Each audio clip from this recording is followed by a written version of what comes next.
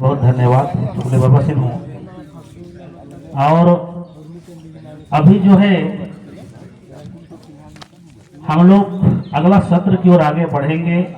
हमारे बीच में प्रोफेसर रामचंद्र उरांव जी पहुंच चुके हैं, जो कि लॉ कॉलेज का प्रोफेसर है और हमारे आदिवासी मामले में काफ़ी जानकारी रखते हैं।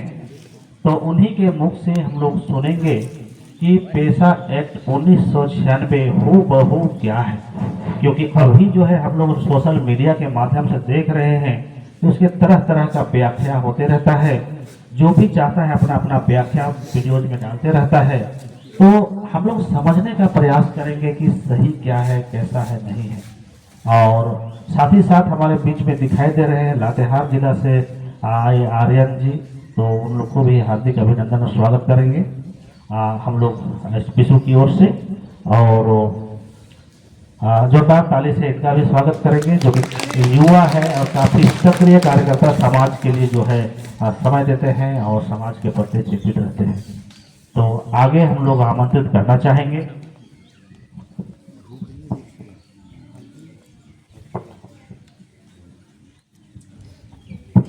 अगला सेशन, अगला विषय पेशा एक्ट 1996 का सही जानकारी हासिल करने का प्रयास करेंगे। चलिए जोरदार तालियों से हम लोग एक बार उनको स्वागत करेंगे और उनकी बातों को सुनने का प्रयास करेंगे। धन्यवाद।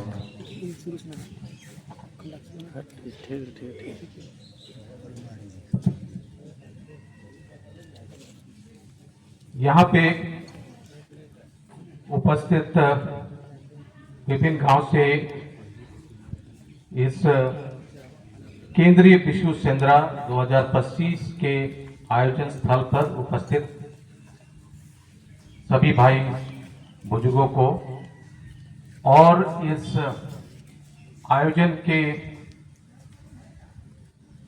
पीछे जो लोग हैं, खासकर पारंपरिक स्वशासन पढ़ाव व्यवस्था लोहरदगा के सारे सदस्यगण को, अगुवाजनों को मेरी तरफ से जोहार ओ लगन।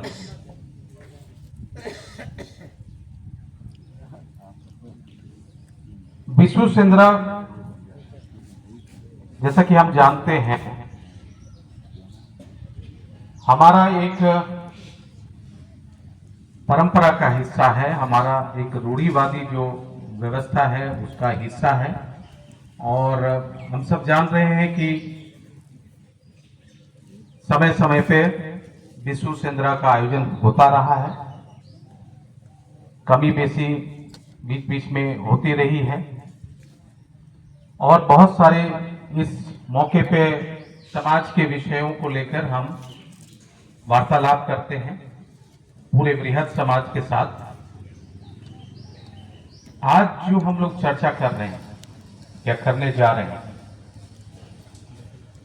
एक कानून के विषय में, जिसको कि हम सब जानते हैं, वो है पेशा।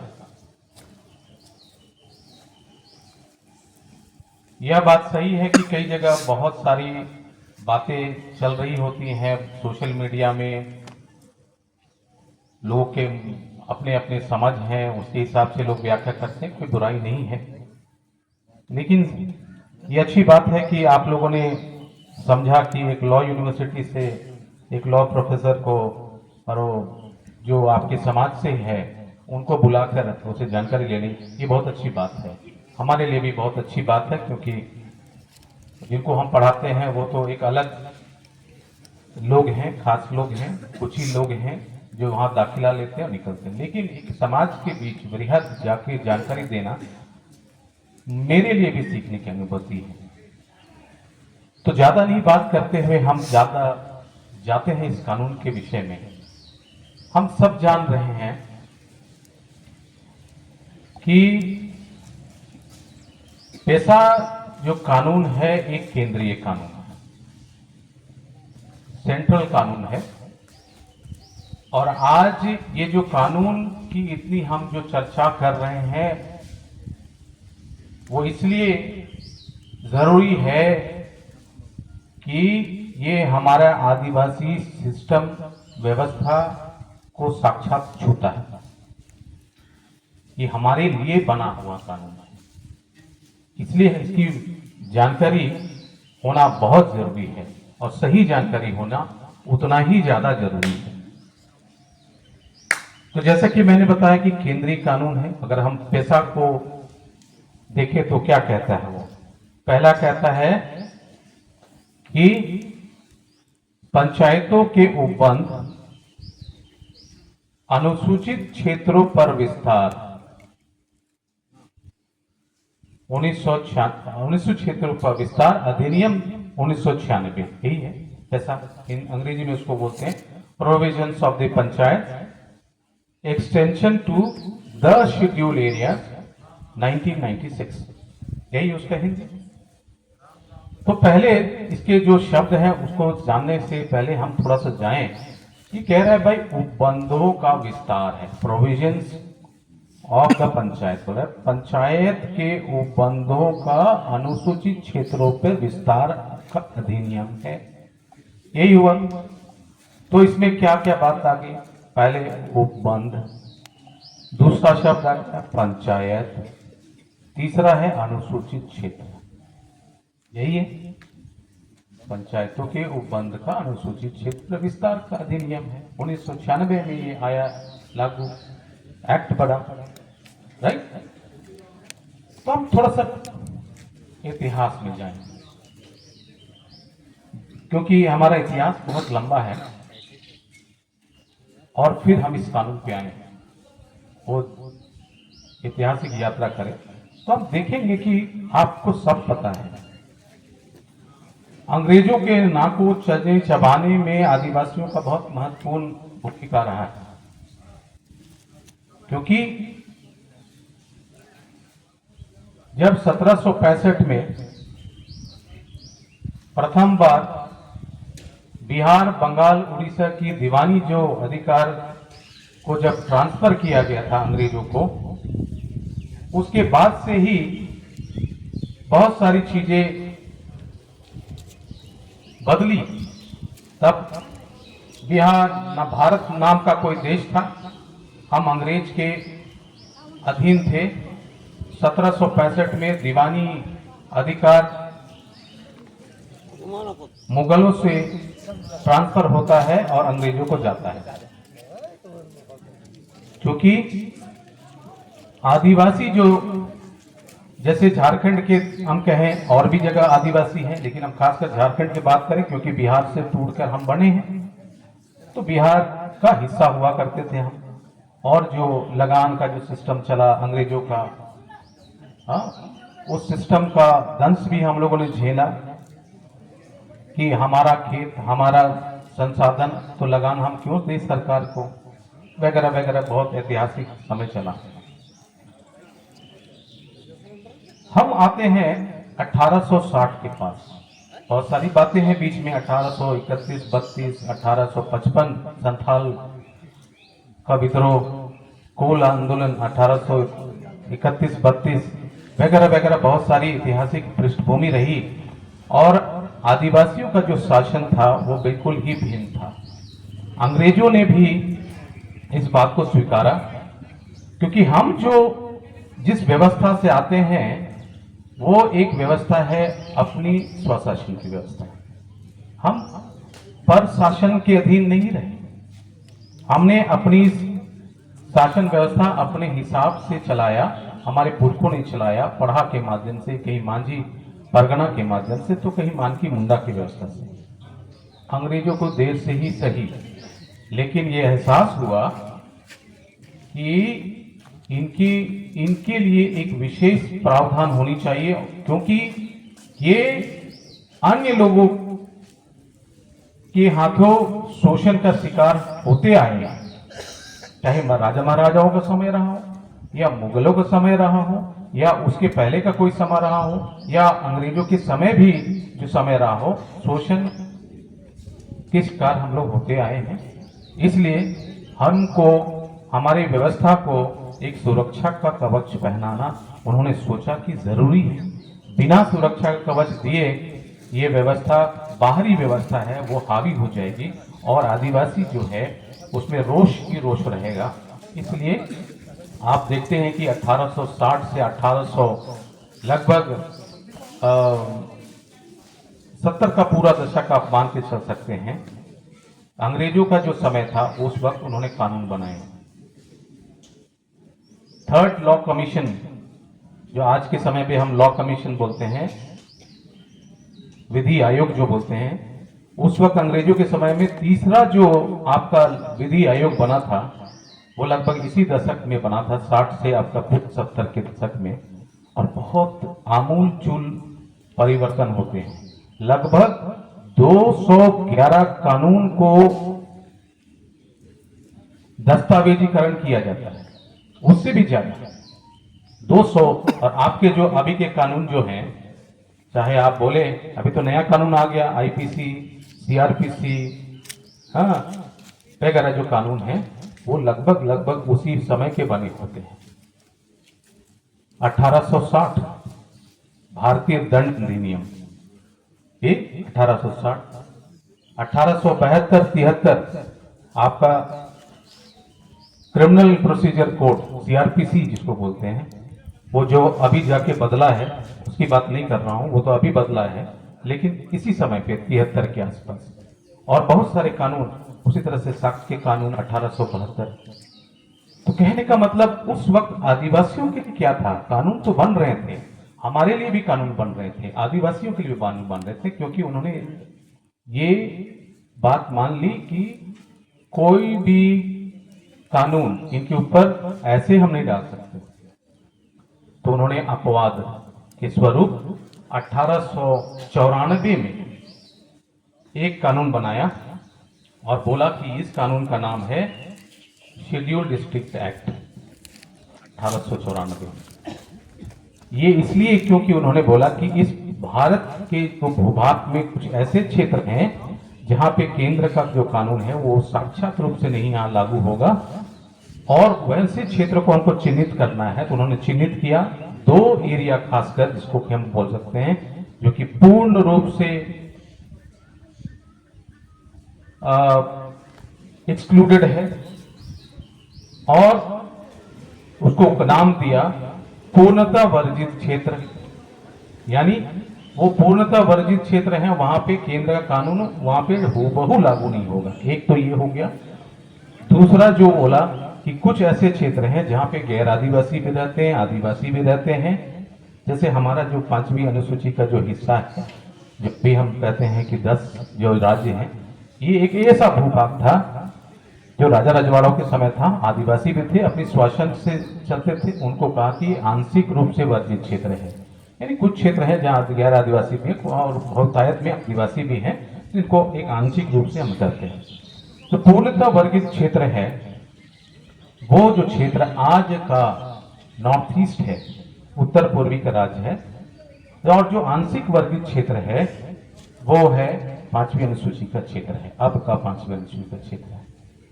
तो आप देखिए कि अंग्रेजों ने भी उसी वक्त, ऐसा नहीं कि स्वतंत्र हुआ और फिर लोगों ने मेहरबानी करके हमको ये बनाया, ये बनाया क्योंकि हमारी व्यवस्थाएं बिल्कुल पहले से ही अलग थी, और उस वक्त भी उस समय में चुनौतियां दी गई थी।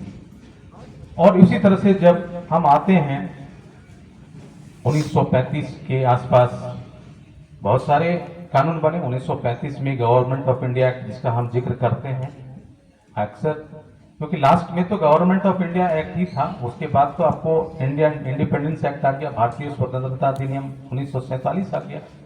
तो जब 1935 में भी वो चीजें बरकरार थी जो 1894 के आसपास जो शेड्यूल डिस्ट्रिक्ट एक्ट में बनाई गई थी, वो वो सारी चीजें 95-35 तक थी। और उसके बाद जब भारत आजाद होता है तो उसी क्षेत्रों को आज के संविधान में 5वीं अनुसूची और 6ठी अनुसूची के रूप में लाया जाता है, और उसको एक आर्टिकल में डाल दिया जाता है कि बोलता है 244, अक्सर हम सुनते हैं 244 का एक जो है वो है 5वीं अनुसूची का क्षेत्र, और 244 का जो 2 है वो 6ठी अनुसूची का क्षेत्र है। तो भाई इसके जो प्रावधान है, 5वीं अनुसूची के जो प्रावधान है वो कहाँ लागू होंगे, वो वैसे क्षेत्र में लागू होंगे जो आंशिक रूप से तब के समय का वर्जित क्षेत्र था, जिसमें कि गवर्नर को एक दारोमदार, एक गार्डियन बनाया गया है।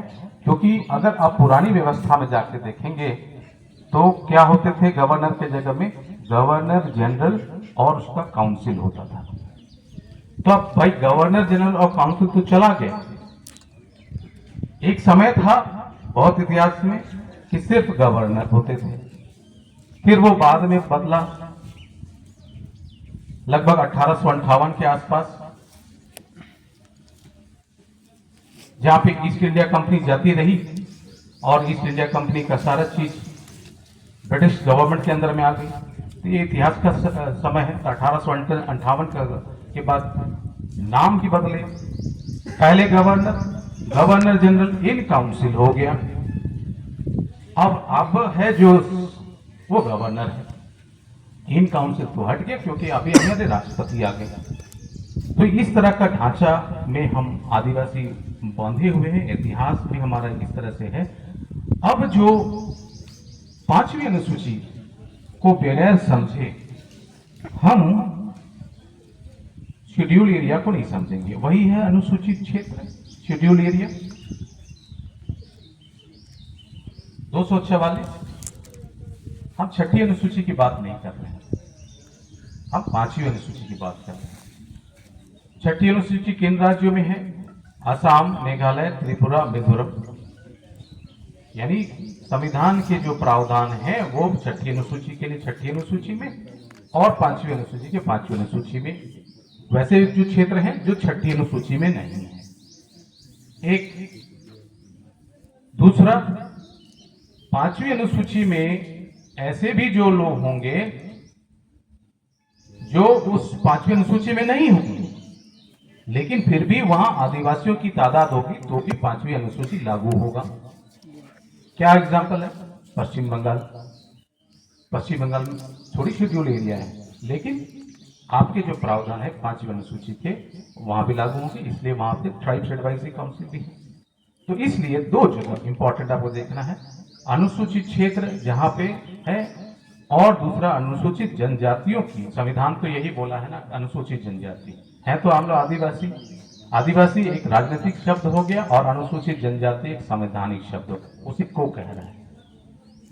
अब जो बात है कि ये प्रावधान यहाँ लागू होंगे, तो भाई अनुसूचित क्षेत्र का क्या है? संविधान नहीं कहता है कुछ अनुसूचित क्षेत्र क्या है। अनुसूचित क्षेत्र संविधान में कहीं इसकी व्याख्या नहीं है, लेकिन इसकी व्याख्या हम देखेंगे तो 1960-62 में एक कमीशन हुआ करता था जिसको बोलते हैं डेबार कमीशन, या कई लोग बोलते हैं डेबर कमीशन। वो आयोग था क्योंकि स्वतंत्रता के बाद बहुत सारे लोग अपने आप को आदिवासी दर्ज करवाने में लगे थे, तो संख्या जो है जो कुछ 100 थी वो लगभग 700 के आसपास, 600 के आसपास पहुंच गई थी। तो बोला कि भाई ऐसे अगर हम बांटते रहे सबको आदिवासी का दर्जा तो फिर गड़बड़ है। तो इसलिए 60 के आसपास देबार कमीशन ने कुछ कारण बताए थे। बोला कि अनुसूचित क्षेत्र वैसा क्षेत्र होगा जहां पे आदिवासियों की बाहुल्यता होगी, पहला नंबर। दूसरा बोला कि भौगोलिक क्षेत्र होगा जो कि प्रशासनिक दृष्टिकोण से उपयुक्त होगा, दूसरा कारण। तीसरा बोला कि उनकी एक अपनी विशिष्ट संस्कृति होगी, और चौथा उन्होंने बोला कि ये जो क्षेत्र हैं, अनुसूचित क्षेत्र हैं, वो अन्य क्षेत्रों की तुलना में आर्थिक रूप से थोड़े पिछड़े क्षेत्र होंगे, है ना। तो इन सब कारणों को आधार मान के उन्होंने अभी भी आप देखेंगे इन्हीं आधारों के हिसाब से अनुसूचित क्षेत्र 1960 के आसपास देबार कमीशन बताया। तो ये हो गए अनुसूचित क्षेत्र जहां पे आदिवासियों की बाहुल्यता है, उनकी विशिष्ट संस्कृति है, और एक ऐसा भौगोलिक क्षेत्र जहां पर प्रशासनिक इकाई हो सकता है, प्रशासन के दृष्टिकोण से वहां पे हो सकता है, और उनकी एक अपनी संस्कृति है। तो अनुसूचित क्षेत्र ये है। अब संविधान का 5वीं अनुसूची किसके लिए? इन्हीं क्षेत्रों के लिए जहां पे आदिवासी की बहुलता। फिर जब संविधान लागू हुआ तो अब उसने देखा कि भाई गांव की जो व्यवस्था है, जो हिंदुस्तान में जो हुआ करता था कि पंच की व्यवस्था, वो गांव में तो पहले से ही मौजूद है। तो गांव लेवल पे जो अगर प्रशासन करना है तो उन्होंने कहा कि जो पंच की जो व्यवस्था पहले से चली है उसको हम संविधान के दायरे में लाएंगे। तभी, क्योंकि अनुसूचित जनजाति भी गांव से ही संबंधित रखता है, वो भी मुख्यतः कृषि, जो गांव की जो व्यवस्था होगी वो त्रिस्तरीय व्यवस्था हम लाएंगे, ये भी संविधान में लाया गया। अंततः 3 स्तर की बात पे पूरे लोगों ने अग्री किए कि भाई गांव में गांव का पंचायत, प्रखंड और आपका जिला, ये व्यवस्था को लोगों ने अंगीकृत किया। और उसके बाद 1992 ये तब तक ये जब आया तो राजस्थान पहला स्टेट बना कि पंचायती व्यवस्था को लागू किया उन्होंने। उस तरह से कई राज्य, क्योंकि राज्य को ही ये करना था, अपने हिसाब से उन्होंने किए। जब ये बात 1990 के दशक में आई तो 73 और 74 संवैधानिक संशोधन होते हैं। जब तक ये संवैधानिक संशोधन नहीं होते हैं तब तक लोगों ने अपने हिसाब से पंचायत चला रखी थी। और आपके 73वें पंचायत संशोधन में 92 में आपका जो पंचायत व्यवस्था है पूरे हिंदुस्तान की, उसको संविधान के भाग 9 में डाल दिया गया। पार्ट 9 में, भाग 9 में डाल दिया गया। और इस तरह से जो अब तक जो पंचायत को संवैधानिक संरक्षण नहीं था, अब संवैधानिक संरक्षण उसको 90 के दशक में 92 में मिल गया। तो संविधान में पंचायत एक संवैधानिक संस्था बन गई। ठीक है। उसी तरह से 74वां संशोधन हुआ और उसने म्युनिसिपैलिटी को भी उसके अंदर डाल दिया, तो संवैधानिक मिल गया उसको दर्जा। लेकिन उसी भाग 9 में कुछ ऐसे प्रावधान थे जो ये कहते थे कि देखिए साहब, अनुसूचित जो क्षेत्र है, आदिवासियों का क्षेत्र है, वहां तो आम पंचायत नहीं है, वहां खास पंचायत चलती है। इसीलिए जब आपने पंचायत बनाया तो उसका आप हूबहू विस्तार नहीं किया, नहीं कर सकते। इसीलिए उन्होंने बोला कि अगर आपको ये अनुसूचित क्षेत्र, जो आदिवासी जो क्षेत्र है, उसमें अगर आपको विस्तार करना है तो आपको खास कानून बनाना पड़ेगा, और वो भी केंद्रीय कानून बनाना पड़ेगा। केंद्रीय कानून, कोई राज्य नहीं, केंद्र सरकार कानून बनाएगी अनुसूचित क्षेत्र के लिए, संसद के द्वारा ये बनाया जाएगा। और इसी के मद्देनजर हम इसके संवैधानिक प्रोविजन में नहीं जा रहे हैं। अगर आप जानना चाहते हो 243M जो ये कहता है कि राज्य अनुसूचित क्षेत्रों में पंचायत का विस्तार करना है तो पार्लियामेंट कानून बनाएगी। अब चूंकि ये प्रावधान संविधान से ही आ रहा है तो इसी के मद्देनजर भूरिया कमेटी का गठन होता है 1994 में। माननीय स्वर्गीय दिलीप सिंह भूरिया जो झाबुआ के MP हुआ करते थे, और उसके तहत एक पूरी टीम होती है, हमारे भी लोग होते हैं, BD शर्मा होते हैं, स्वर्गीय बंदी बाबा होते हैं, और भी बड़े बड़े हस्ती जो होते थे, जो ये अध्ययन करके बताया सरकार को कि कैसे इसको लागू करना है, क्योंकि ये तो जानकार लोग थे। तो वो जो आयोग, वो जो कमेटी थी, उन्होंने अपनी रिपोर्ट 95 में सौंपी, 94 में उनका गठन हुआ, 93 में, 92 में तो आपका पंचायत को ही संवैधानिक दर्जा मिला। तो उन्होंने 95 में रिपोर्ट सौंपी, और उस रिपोर्ट का ही नतीजा है ये पेशा। तो संविधान के अंदर में से ही निकल, और खासकर किसके लिए आया है, वैसे क्षेत्रों के लिए आया है जो कि उस वक्त के आंशिक वर्जित क्षेत्र थे, जहां पे आप डायरेक्ट कानून नहीं कर सकते थे। यहां तक कि 1935 में भी आप डायरेक्ट लॉ नहीं अप्लाई कर सकते थे, गवर्नर जनरल के माध्यम से होता था।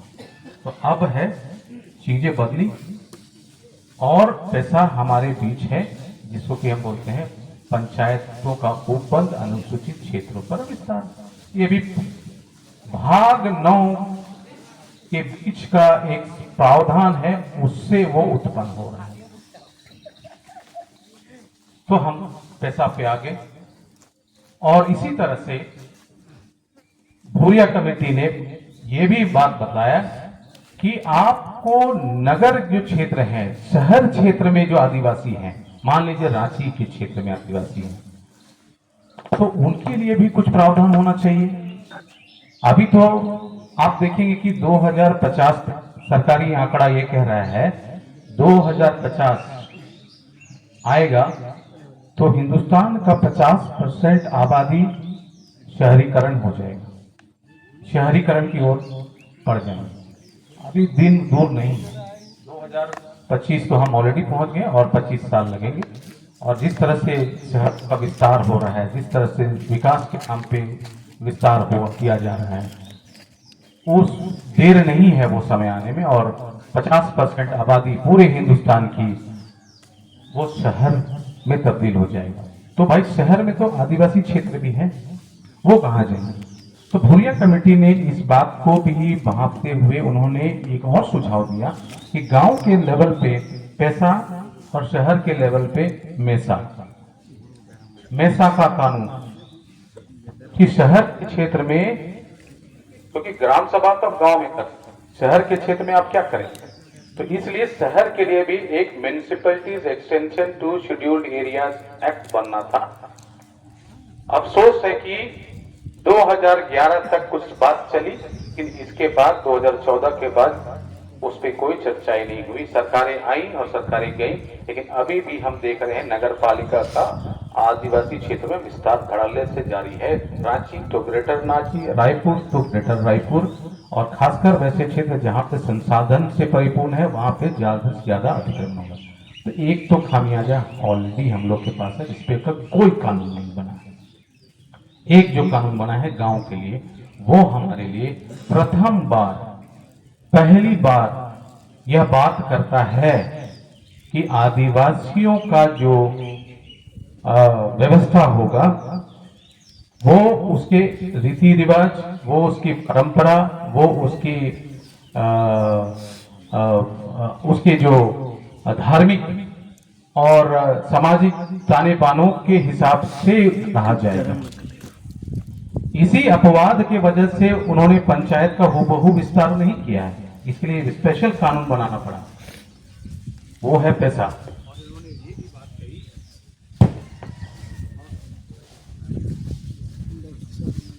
हेलो,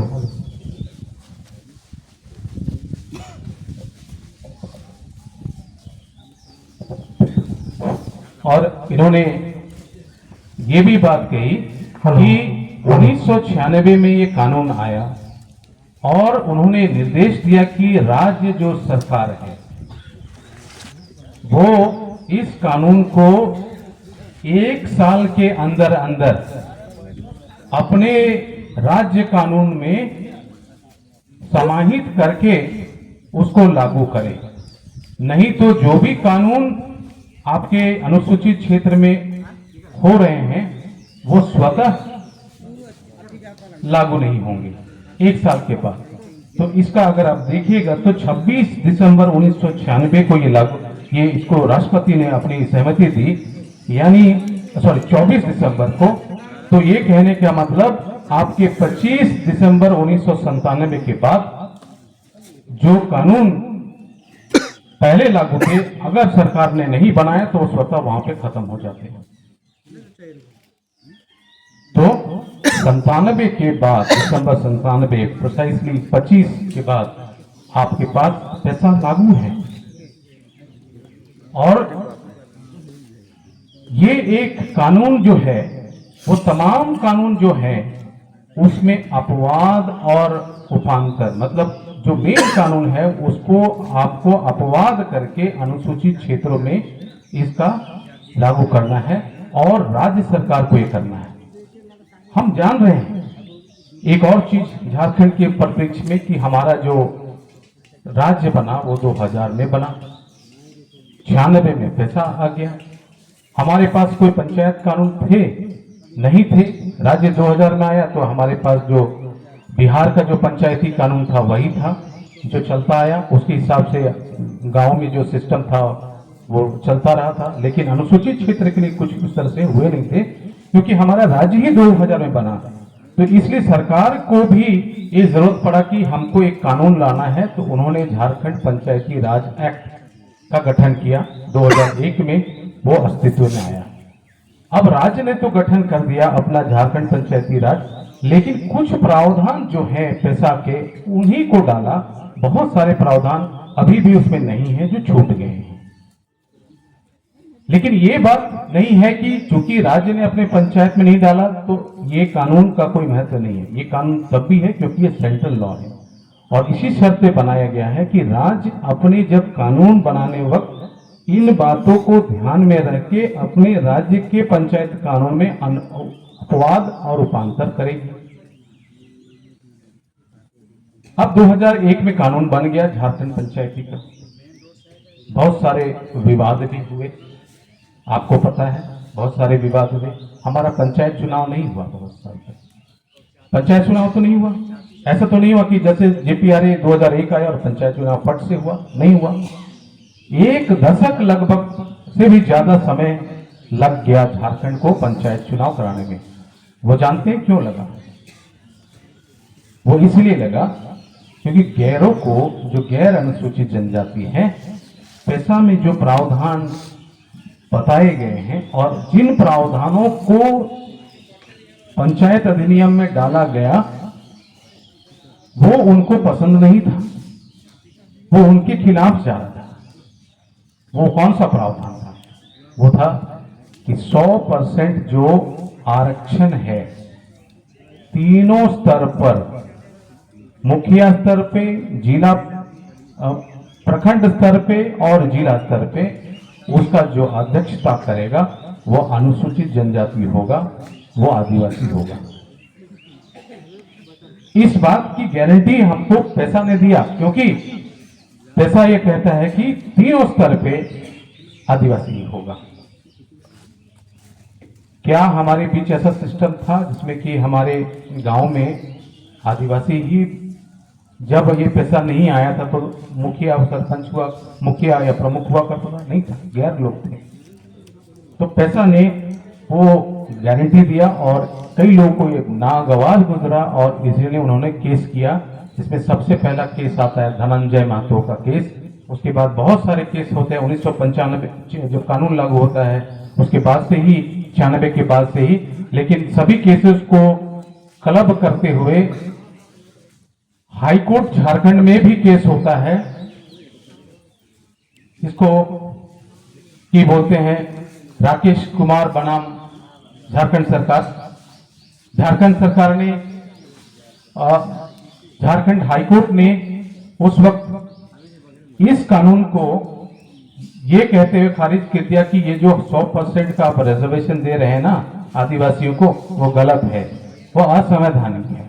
माननीय हाई कोर्ट ने, मामला चला गया सुप्रीम कोर्ट, क्योंकि चूंकि ये कानून जो केंद्र सरकार ने बनाया है, तो केंद्र सरकार ने अपील किया कि जो कानून मैंने बनाया है वो भूरिया कमेटी के आलोक में बनाया है। अब भूरिया कमेटी ने अध्ययन करके बोला कि ये होना चाहिए और हमने उसी आलोक में बनाया है।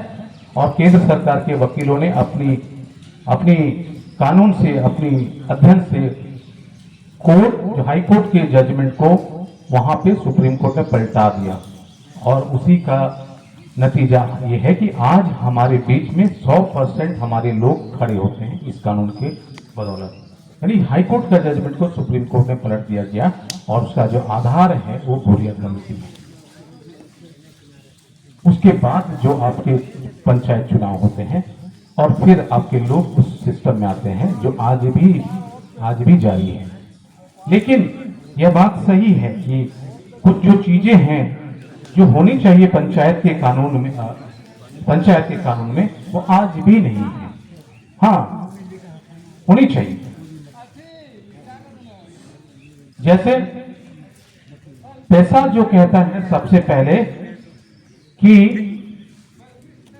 जो आपके रूढ़िगत व्यवस्था है, जो आपके धार्मिक मान्यताएं हैं या जो आपके परंपरागत रूप से जो चीज आप करते आए हैं, आपके सामुदायिक संसाधन को संरक्षित रखने के लिए इन सभी के ऊपर वो अधिकार देता है।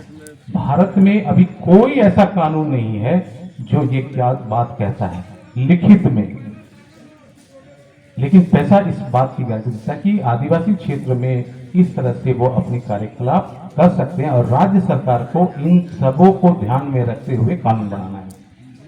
उन्होंने गांव की भी परिभाषा दी कि गांव कैसा होगा, गांव टोला होगा, टोलों का समूह होता है जहां पे एक समुदाय निवास करता है और अपनी क्रियाकलापों को वो अपने हिसाब से वो मैनेज करता है, जो हमारे अनुसूचित क्षेत्रों के लिए ही है। ठीक है, तो इस तरह से बहुत सारे अधिकार है जो पैसा ने हम लोग को इस तरह से दी है। और वो भी ये भी कहता है कि जो ग्राम सभा है, जो पैसा का आत्मा है, गांव सभा, ग्राम सभा, उड़ीसा में पल्ली सभा, गांव सभा, ग्राम सभा जो है वो पारंपरिक ग्राम सभा है। और जो पारंपरिक ग्राम सभा अपने क्षेत्र में अपने सांस्कृतिक पहचान को, अपने सामुदायिक संसाधन को, अपने रूढ़िगत व्यवस्था को, अपने विवादों का निपटारा की जो प्रथा है उसको मद्देनजर रख के वो अपनी व्यवस्था को सुरक्षित संरक्षित रखने का पूरा उनको अधिकार होगा।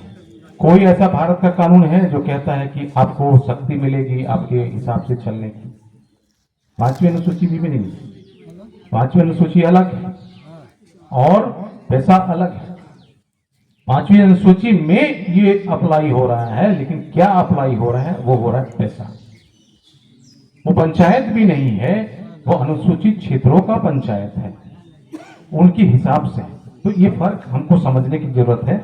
और इस तरह से तमाम जो चीजें हैं इस कानून में है कि आपको विकास से संबंधित जो योजनाएं हैं उसको आपको अनुमोदन करने का प्रावधान है जो ग्राम सभा से होके जाएगी। आपको जो व्यवस्थाएं हैं जैसे कि खनिज से संबंधित जो चीजें हैं, लघु खनिज से संबंधित जो चीजें हैं, उसका जो उत्खनन होगा, उसका लाइसेंस होगा, उसका जो लीज होगा, ये सब चीज ग्राम सभा का मैंडेटरी, मतलब उसका अप्रूवल के बिना वहां पे नहीं होगा। जंगलों पे जो अधिकार है, एक तो हम वन अधिकार तो जानते ही हैं, लेकिन पैसा के अंदर में ही ग्राम सभा को भी जंगलों के ऊपर, उसके मैनेजमेंट के ऊपर उसको अधिकार मिला हुआ है कि जंगल से जो लघु वन उत्पाद है उसको कैसे मैनेज करना है। ये ग्राम सभा के माध्यम से पैसा में दिया जाएगा। उसी तरह से कि आपको गांव स्तर पे जो आपकी बहुत सारी विकास संबंधित योजनाएं हैं जो पंचायत के माध्यम से जरूर आएंगी, लेकिन पंचायत ग्राम सभा के माध्यम से उसका क्रियान्वयन करेगी। और जब क्रियान्वयन संतुष्ट तरीके से हो गया है तो उसका जो उपयोगिता प्रमाण पत्र मुखिया को ग्राम सभा का अध्यक्ष देगा। उल्टा नहीं, जो कि नहीं हो रहा है, लेकिन ये पावर है इस कानून में कि उपयोगिता प्रमाण पत्र ग्राम सभा मुखिया को देगा। उल्टा नहीं कि मुखिया करे। तो मुखिया को भी कंट्रोल में करने का पावर आपके ग्राम सभा में है। ये अलग बात है कि लोग सोच रहे हैं कि मुखिया हो गया तो बहुत हो गया। यहाँ ग्राम सभा की बात है, पारंपरिक ग्राम सभा की बात है। तो उपयोगिता प्रमाण पत्र, गांव में हम सब जानते हैं कि नशा जो है वो पीढ़ियों को बर्बाद करता है, कर रहा है, और हम उसके सब देखते हैं। आप गांव से ही हम लोग संबंध रखते हैं, तो गांव में भाई नशा को नियंत्रित करने का, कब बिकना है नहीं बिकना है, इसका भी अधिकार पैसा के अंदर आपको ग्राम सभा में दिया गया है। उसके साथ साथ बाजार लगना है, कितना वहां से क्या उठना है, कब लगना है, ये सारी जो चीजें हैं वो पैसा के अंदर में दी है। साथ ही साथ एक ऐसा पावर ग्राम सभा को मिला है जिसमें कह रहा है कि अगर आपको पता लगा या ग्राम सभा को पता लगा कि कोई जमीन जो अनुसूचित क्षेत्र से गैर अनुसूचित जनजाति को गैर कानूनन ट्रांसफर हो गया है, तो उसको भी पुनर्स्थापित करने का अधिकार ग्राम सभा को है। ग्राम सभा को है, डीसी को नहीं है, ग्राम सभा को।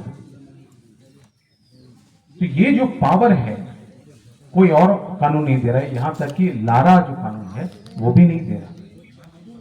तो ग्राम सभा के पास तमाम सारी शक्तियां हैं। सामाजिक क्षेत्र पे जो विकास है, स्कूल है, अस्पताल है, रोड है, और भी सारे जो संसाधन है छोटे बड़े गांव की परिधि में, उन सबों को एक अधिकार दे रहा है कि ये ग्राम सभा इसको कंट्रोल करेगी। और ग्राम सभा के तहत ये में एक बहुत बड़ा पावर है। वो पावर जो है, वो अधिकार जो है, वो पैसा के माध्यम से ही दिया गया है। और ये अनुसूचित क्षेत्रों में पंचायतों के उपबंध का विस्तार है। एक तो ये है जो कि पैसा के अंदर में है, उनका विस्तार है अपवाद और रूपांतरण के साथ में। लेकिन जो चीज पैसा में नहीं मिले हैं, वो फायदा जो है पंचायत के जो कानून में होंगे उसको भी मिलेगा, वो भी मिलेगा। सारी चीजें को नहीं है, लेकिन कुछ कुछ जो मुख्य जो चीजें हैं जिसपे कि आदिवासी की पहचान टिकी हुई है, उस चीजों पे लिखित दे दिया गया है। लेकिन कुछ जो अलिखित है लेकिन फिर भी पंचायत का हिस्सा है, वो सारी चीजें भी आपको मिलेंगी।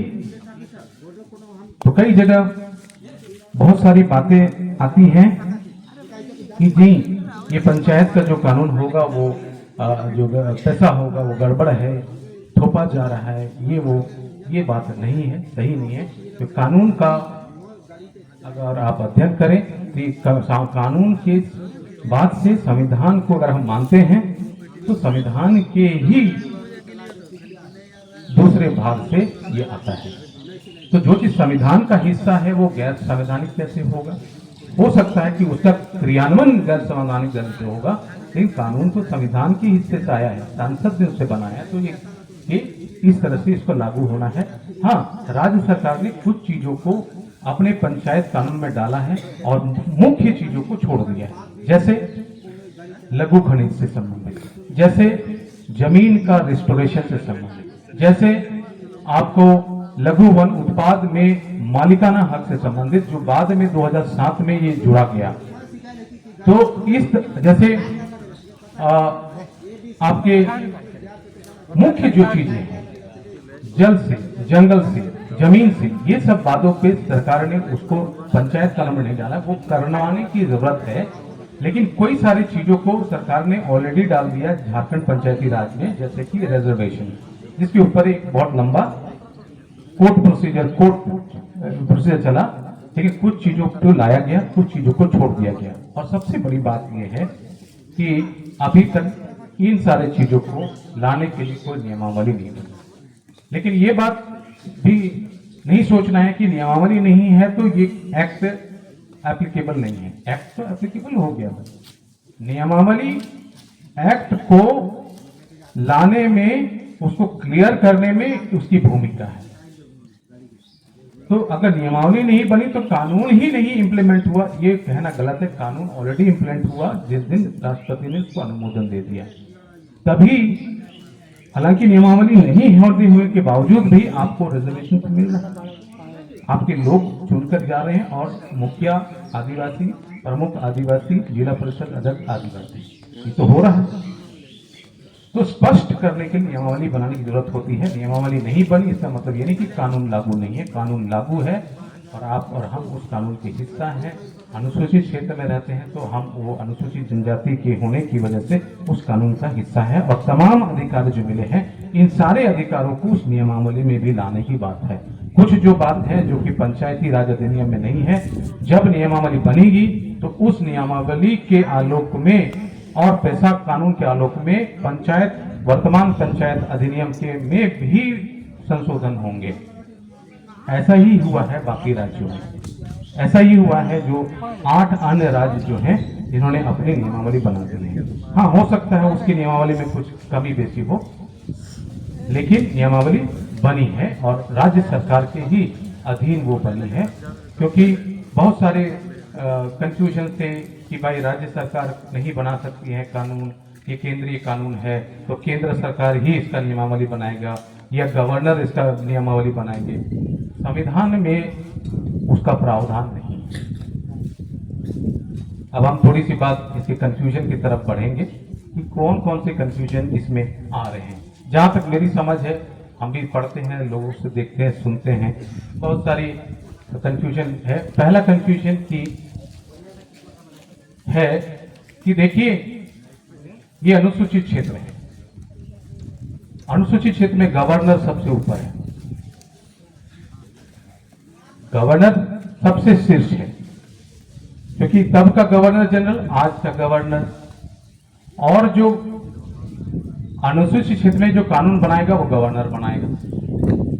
ये बिल्कुल आपकी बात सही है, लेकिन कौन से कानून बनाएगा? संसद ने कानून बना दिया, उसको अगर इंप्लीमेंट होता है अनुसूचित क्षेत्र में तो गवर्नर का पावर तब आएगा जब उसको इंप्लीमेंट होगा और आपको लगता है कि उस कानून अनुसूचित क्षेत्र के लिए असंगत है, तो गवर्नर अपने 5वीं अनुसूची का पावर का इस्तेमाल करते हुए केंद्र और राज्य के कानून को अपवाद और रूपांतर करके लागू कर सकते हैं, तब आएगा। लेकिन आप ये नहीं कह सकते हैं कि लागू नहीं होगा। वो 5वीं अनुसूची का मामला जो यहाँ गवर्नर चेंज करते हैं कानून को, वो 5वीं अनुसूची का हिस्सा है, लेकिन ये है 9वीं पार्ट का हिस्सा है। ठीक है। दूसरी जो कंफ्यूजन आती है, तो इसलिए गवर्नर कानून नहीं बनाएगा, राज्य सरकार कानून बनाएगी। और तमाम जो सदन में जो सवाल पूछे गए हैं अभी भी उसके दस्तावेज भी मौजूद हैं।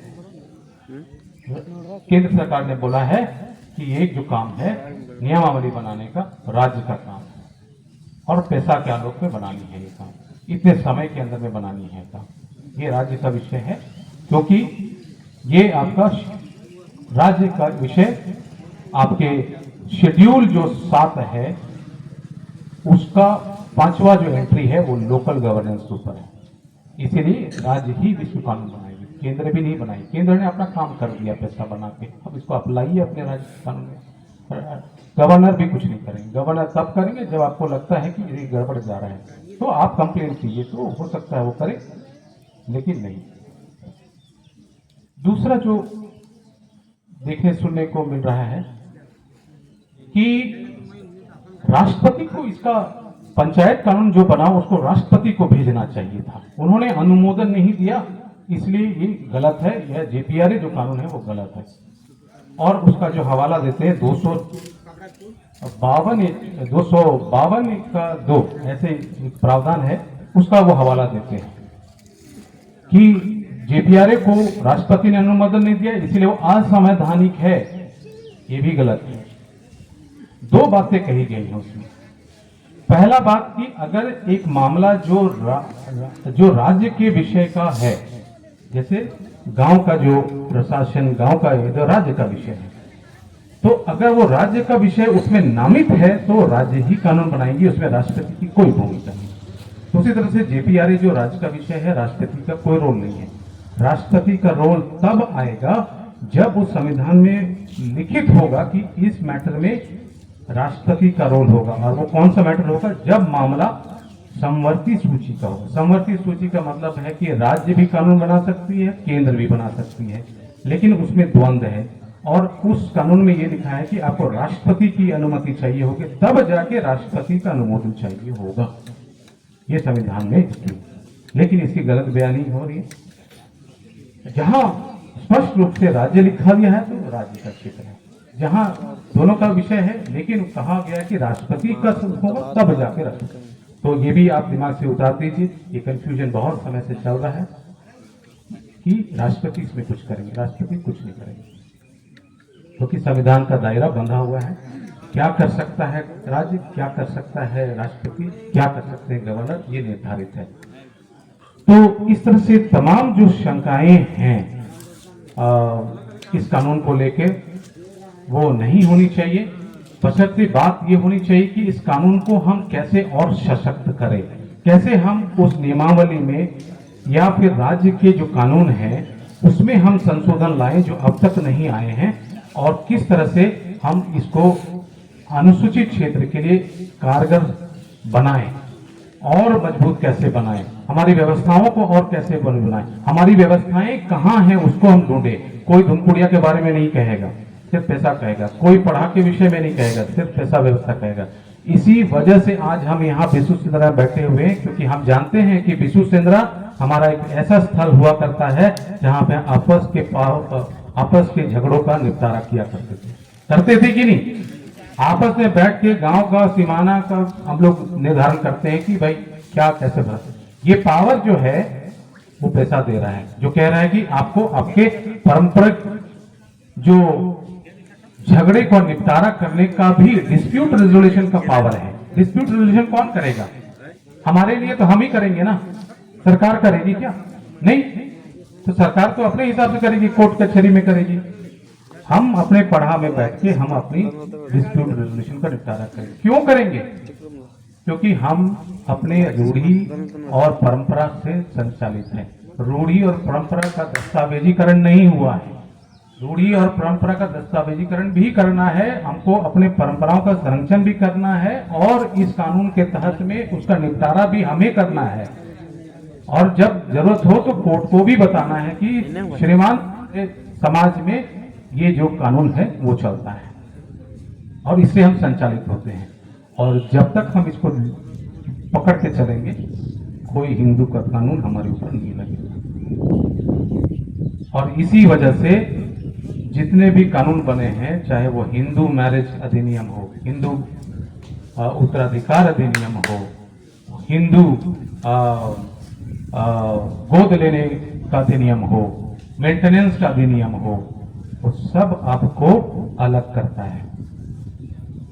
सेक्शन 2 का सबसेक्शन 2 आप पढ़िए, वो बोलता है कि जब तक आदिवासी अपना परंपरा से हिसाब से चल रहा है हिंदू का कानून लागू नहीं हो। और जिस दिन आदिवासी या छोड़ दे अपने रीति रिवाज को मानना, परंपरा को मानना, तो राज्य सरकार माफ कीजिएगा केंद्र सरकार को तनिक भी गुरेज नहीं होगा कि वो उसको अमेंड करके आपके ऊपर हिंदू मैरिज एक्ट लगा देगी। वो लिखा हुआ है। जब तक सरकार ने नोटिफाई नहीं किया तब तक आप हैं। वो मौका भी हमको नहीं देना, क्योंकि हम जान रहे हैं हम हिंदू नहीं हैं। हालांकि कुछ लोग अपने आप को हिंदू घोषित करते हैं, फिर संविधान के दायरे में आपके ऊपर हिंदू का कानून नहीं है। जब तक आप ये खुद एफिडेविट में ना बोले कि हम हिंदू हैं, तब तो कुछ नहीं कर सकते। तो परंपरा का संरक्षण हमारे हाथ में है, उनका कानूनी वो पैसा दे दिया है। और मुख्य धारा की जो कानून है वहां भी आपके लिए अपवाद किया हुआ है। इसीलिए अभी उत्तराखंड कह रहा है कि आदिवासियों पे हम यूसीसी नहीं लगाएंगे। क्यों कहा? कोई रहम करके कह रहा है क्या? कानूनी अड़चन है। लेकिन अगर हम अपनी तरफ से गलती करें तो हम उसको सह देंगे कि कल के डेट में देखो भाई आदिवासी भी तो अब हिंदू हो रहा है, वो भी तो मूर्ति पूजा कर रहा है, वो भी तो जब प्रकृति था तो ठीक था, अब तो मूर्ति पूजा की तरफ जा रहा है। तो अब शर्मा और सनातन से एक ही हो गया ना। तो हटाइए इसको सेक्शन 2 और 2 को, जो अपने आप को हिंदू बोल रहा है उसमें डालिए हिंदू का कानून का अधिनियम, फिर दीजिए वो महिलाओं को सेम अधिकार दीजिए जो अन्य हिंदू महिलाओं को देती है। क्योंकि 2005 के बाद तो उनका कानून चेंज हो गया, आपको तो अभी तक छुआ नहीं है। तो हम आपस में ही गलतियों से हम एक मौका देंगे सरकार को। इसलिए हमको अपनी रूढ़ी, अपनी परंपरा, अपनी पहचान, अपने संसाधनों के ऊपर नियंत्रण और अपने आप पे नियंत्रण, सबसे बड़ी बात को बरकरार रखते हुए आगे विकास करना है। और साथ साथ ऐसी जो चीजें हैं जहां पे अभी तक कोई कानून नहीं बना, उस पे हमको मंथन करने की जरूरत है। ना कि जो बना उसमें हम उसको फायदा ना लेके उसको हम मीन मेघ निकालते में हमारा समय बर्बाद करें और हमारा ध्यान उधर जाए ही नहीं जहाँ पे बनना है। खासकर मेरा इशारा है मेसा की तरफ। आप म्यूनिसिपल एरिया देखिए, आप तो ग्राम सभा कर लेते हैं, वो कहाँ कुछ कर पाते हैं। और आज देखिए ग्रेटर रांची बन जाएगा तो मेरा और कई लोगों का गांव जो 10 किलोमीटर के रेडियस में आता है रिंग रोड के, वो सारा साफ हो जाएगा। कुछ समय बाद अभी देखिए गेल का पाइपलाइन बिछ रहा है, फलाना कंस्ट्रक्शन हो रहा है, क्यों? म्यूनिसिपैलिटी का विस्तार करेगा। तो कानून नहीं, चर्चाएं शून्य, कौन करेगा चर्चा? तो यहाँ पे चर्चा होनी चाहिए। दूसरी चर्चा होनी चाहिए कि आप, कुछ लोग कहते हैं कि भाई यहाँ के 23 प्रावधान है, मैंने तो नहीं गिना कितने प्रावधान है पैसा में, होंगे 23, लेकिन उसमें से एक बड़ा प्रावधान है सेक्शन 4O का। 4O का प्रावधान है यहाँ पे, 4O को। वो कहता है कि भाई ग्रामीण स्तर में तो अपने पंचायत, ग्राम सभा, प्रखंड और जिला, ये अपने तो ठीक है, लेकिन अनुसूचित क्षेत्र में जो जिला स्तर पे जो प्रशासन ढांचा बनना था इसी कानून के अंदर में, वो तो अभी तक नहीं बना। तो आप कहते हैं 23 प्रावधान है, वो बहु लागू होना चाहिए, उसमें से एक प्रावधान का तो छोड़ ही देते हैं, सेक्शन 4O। कुछ हुआ तो कैसे होगा? 22 ना होगा। तो उनको भी बोलिए कि इन प्रावधान का भी होना चाहिए। सरकार ने नहीं किया। सरकार क्यों करेगी? क्यों वो प्रशासनिक ढांचा बनाएगी? क्यों इतना हेडेक लेगी? इसलिए नहीं लिया। लेकिन भूरिया कमेटी को नहीं बोले। सर हम लोग ये बात उठाते हैं, लेकिन उठाते रह जाते हैं, करने वाले तो उनको नहीं करना है, इसलिए वो नहीं करेंगे। लेकिन कानून में लिख दिया गया है, इसके ऊपर कोई चर्चा नहीं है कि प्रशासनिक ढांचा पे अधिक स्वायत्तता देने के लिए आदिवासियों को भूरिया कमेटी ने एक संरचना दिया था शहरी क्षेत्रों में, और वो उसका तर्ज जो होगा 6ठी अनुसूची के तर्ज पे होगा। वो है जैसे 6ठी अनुसूची में आपको स्वायत्त जिला परिषद है, स्वायत्त क्षेत्रीय परिषद है, वो अपनी निर्णय अपने हिसाब से लेते हैं, सारे फंड वहां पे आते हैं, जो मिनिस्टर, ब्यूरोक्रेट वगैरह सब उस स्वायत्त जिला परिषद के अंदर में आते हैं, और एक तरह से उनको एक अधिकार मिला हुआ है। लेकिन अफसोस है हमारे पास कानून होने के बावजूद भी इतने सालों में उसके ऊपर कोई चर्चा नहीं है, और आज भी हम नहीं कर रहे हैं चर्चा। हम तो कह रहे हैं एक तरफ कि सभी के सभी प्रावधान होने चाहिए, लेकिन सभी के सभी प्रावधान में तो सेक्शन 4O भी आता है साहब, और जिसका कि ढांचा भूरिया ने दे दिया। तो क्या और हम और आप भूरिया से भी ज्यादा पढ़े लिखे हो गए? भूरिया ने तो पढ़ के ही दिया ना, भूरिया के आलोक में ही ना पैसा आया, भूरिया के आलोक में ही पैसा आना चाहिए था, नहीं आया।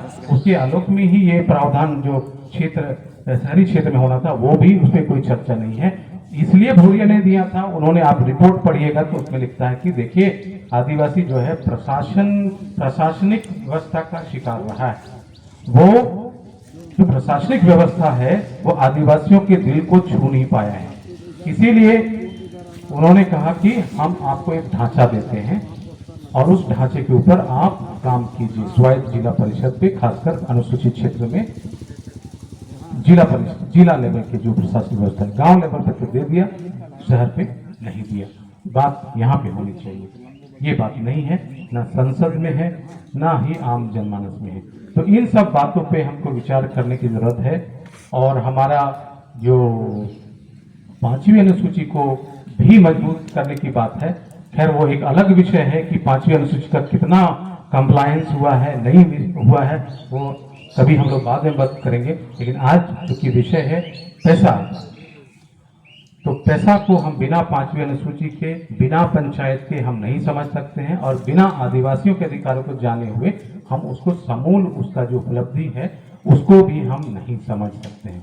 तो इसलिए अंत में मैं कहूँगा कि ये एक संवैधानिक चीजें हैं, हम जरूर अधिकार की तो बात करते हैं, लेकिन हमको भी अपने कर्तव्य जानना है। और एक संविधान ने सबकी दायरा बांध दिया है, संविधान ने सबका दायरा बांध दिया है, तो कोई भी चीज हम करें वो हम संविधान में जरूर उसको देखें कि उसका क्या प्रावधान है, और भ्रम में ना जाएं, क्योंकि भ्रम और भी सारी चीजों को जन्म देती है जो हमारे लिए नहीं है। वैसे भी प्रशासन का निगाह जो है आदिवासियों के प्रति सौतेला है, तो हम ऐसा कोई मौका ना दें कि वो हमारे ऊपर इस तरह का कुछ आरोप लगाए, जैसे हमने देखा पत्थलगड़ी में। अफसोस है, जैसे हम देख रहे हैं अन्य क्षेत्रों में भी प्रशासन को थोड़ा सा मौका क्या मिला वो आपको प्रताड़ित करने में लगी रहती है। लेकिन हम ध्यान दें कि हमारे बीच में संवैधानिक कवच क्या है, क्योंकि अल्टीमेटली जो हमको बचाएगा वो संविधान ही बचाएगा। और इस संविधान में ही हमको हल मिला हुआ है, उस हल को लेके हम आगे बढ़े। जो नहीं मिला हुआ उसको हम डलवाएं, वहाँ पे चर्चा हो। तो हमको लगता है कि हमारी जो अधिकार की जो यात्रा है, स्वशासन की जो यात्रा है और अपनी जो पहचान है उसको हम बरकरार रख पाएंगे। तो इन्हीं बातों के साथ हम सभी का धन्यवाद देते हैं। सबको पुनः जोहार। बहुत बहुत धन्यवाद। आज इस विश्व संद्रा के इस बैठक में लॉ के प्रोफेसर जो कानून के जानकार हैं उनके मुख से हम लोगों ने सुनने का प्रयास किया और खुद समझना है और खुद भी पढ़ने का प्रयास करना है, क्योंकि हमें बिल्कुल समाज के बीच में हम लोग काम करते हैं और इस समाज में रहते हैं। तो हम लोग जब तक अपनी हक और अधिकार से संबंधित दस्तावेजों को, संवैधानिक प्रावधानों को नहीं पढ़ेंगे, नहीं जानेंगे, तो हमेशा हमारे साथ सौतेला व्यवहार तो होगा ही होगा। और एक चीज मैं कहना चाहूँगा, आप लोगों ने बड़ा ध्यानपूर्वक सुना कि पेशा रूल यहाँ पर लागू है। 1996 का जो पेशा कानून है वो यहाँ पर लागू है, लेकिन आज तक हम लोग इसको समझ नहीं पा रहे हैं। तो मैं कहना चाहूँगा इस विषय पे कि आप सबों को अपने अपने क्षेत्र में, अपने अपने गांवों में एकदम अपनी पारंपरिक व्यवस्था जो है उसको सुचारू रूप से संचालित कीजिए। वही हमारा पेशा रूल को धरातल तक ला करके खड़ा करेगी। उसी को देख करके ही पेशा रूल बना है। आप लोगों से मैं एक चीज पूछना चाहता हूं, अभी के समय में ग्राम सभा कहने से क्या है, एक छवि बनती है कि गांव में ग्राम सभा बैठना है, तो दिमाग में छवि बनती है कि बीडीओ आएगा, सीओ आएगा, या तो कोई मुखिया आएगा, सरपंच आएगा, या तो फिर कोई आपको ग्राम सेवक आएगा और यहाँ पर बैठेगा। ऐसा दिमाग में छवि बनती है। ग्राम सभा का मतलब हम लोग इतना ही समझ पाते हैं, लेकिन पत्ता पंच कहने से कैसा लगता है? पत्ता पंच का बैठकी करना है, पंच बैठाना है, पंच उकसाना रही एने अगर बाना तेका से लगी दिए है कि नहीं? कैसा महसूस होता है कि पंच बैठेगा तो महसूस होता है कि कोई ना कोई मुद्दा, कोई ना कोई मामला गांव में होगा जो कि पंच बैठ रहा है। ऐसा लगता है कि नहीं? और पंच कहने से ही हमें ऐसा एहसास हो जाता है कि हम लोग का पुरखों के द्वारा जो कुछ कोई भी समस्या होता रह रहा था, उस समस्या को समाधान करने हेतु पंच बैठना है, ऐसा दिल में महसूस होता है कि नहीं? आप लोगों से पूछ रहे, ऐसा होता है कि नहीं? लेकिन ग्राम सभा कहने से ऐसा होता है क्या? ग्राम सभा कहने से दिल में लगता है कि यहाँ पर जो है मुखिया सरपंच आएगा और कोई योजना को रजिस्टर में लिख के चल जाएगा, बस यही ग्राम सभा। ऐसा आजकल हम लोगों का फीलिंग हो चुका है। तो मैं कहना चाहता हूं आप सबों को कि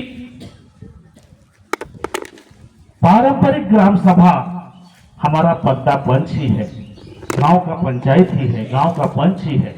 इसी को समझने की जरूरत है। उन लोगों ने 1996 में ग्राम सभा नामक शब्द दिया, इसी पद्दा पंच का अनुकरण करते हुए। इसीलिए इस भूल भुलैये में मत रहिए कि ग्राम सभा का मतलब है कि सीओ और मुखिया का।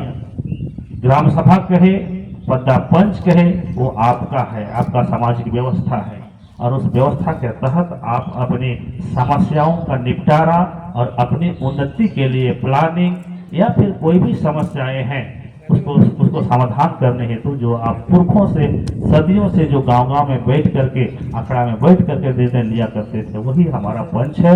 बस अंतर इतना है कि 1996 के माध्यम से उसको कानूनी मान्यता मिल चुका है, और संविधान में तो खैर पहले से है ही है, लेकिन ये मिला हुआ है। अब रही बात है नियमावली के पीछे हम लोग जो है सोच रहे हैं कि नियमावली बनेगा तब हमें ये लागू होगा। आज आप लोगों को क्लियर हो चुका होगा। यहाँ पर खुद लोग के प्रोफेसर है वहाँ पर पढ़ाते हैं, उनके मुख से आप लोगों ने सुना होगा कि ये लागू है और लागू हो चुका है। अब हम लोगों को जो भी चीज़ हम लोग गांव में बैठ करके फैसला लेते हैं, ये कहीं ना कहीं ये वैध है, ये कानूनी है। तो चलिए, बहुत बहुत धन्यवाद इन बातों के लिए। और आगे जो है अब इसी में, क्योंकि पेशा एक रूल है, एक नियम है, कानून है, तो अब जो है इसमें हम लोग जो है प्रश्न काल है साथ में, यानी कि कुछ बिंदु आप लोगों ने सुना होगा। अगर आप लोगों के दिल दिमाग में किसी तरह का कोई सवाल है, क्योंकि जिस विषय के अभी आप लोग सुन रहे हैं ना, ये बहुत ही बेहतरीन विषय है और हमारा समाज का दशा और दिशा बदल देगी अगर हम लोग इसके विषय में गहराई से जान पाएंगे तो। इसलिए हेलो, साथियों, प्रश्न काल भी रखा गया है। तो अभी जो है हमारा इस विषय पे पेशा एक्ट की जो चर्चाएं हुई, हमारे प्रोफेसर साहब ने बहुत सुंदर तरीके से बताने का प्रयास किया। लेकिन आप लोग किसी बिंदु को नहीं समझ पाए हैं या फिर किसी बिंदु पे आपको डाउट है या जानकारी लेना चाहते हैं, तो आप लोगों के लिए खुला शब्दों में, क्योंकि ये सभा सम्मेलन नहीं, ये विशु सेंद्रा है।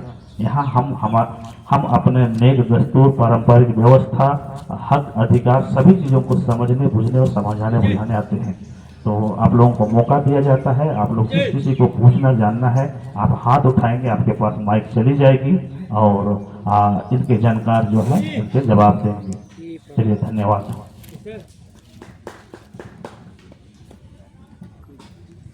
तो आप में से किसी को भी अगर इस हमेशा हेलो, एक हमारे बीचों में, समाज के बीच में जो पेशा और पी पेशा में अलग अलग व्याख्या हो रहा है, लोगों के दिमाग में अलग अलग तरह का व्याख्या किया गया है। तो इस पर हम थोड़ा चाहते हैं कि इस पर आप थोड़ा हम लोगों को जानकारी जो है दीजिए। चलिए, एक सवाल आया हमारे प्रोफेसर साहब के पास कि पेशा और पी पेशा की जो बातें हो रही है, इसमें ये क्या है, कैसा है। अच्छा, उससे पहले थोड़ा सा मैं आज समय लेता हूँ सवाल का जवाब देने से पहले कि अभी अभी हमारे मंच में हमारे समाज के कार्यकर्ता जन उपस्थित हो पाए हैं, उनसे मैं परिचित नहीं करा पाया हूं। तो आप देख रहे हैं कि आपके बीच में पारंपरिक स्वशासन पढ़ा व्यवस्था लोहरदगा से उप दीवान जतरू राव जी जो है उपस्थित हुए। थोड़ा सा उनके लिए भी हम लोग जोरदार तालियों से स्वागत करेंगे।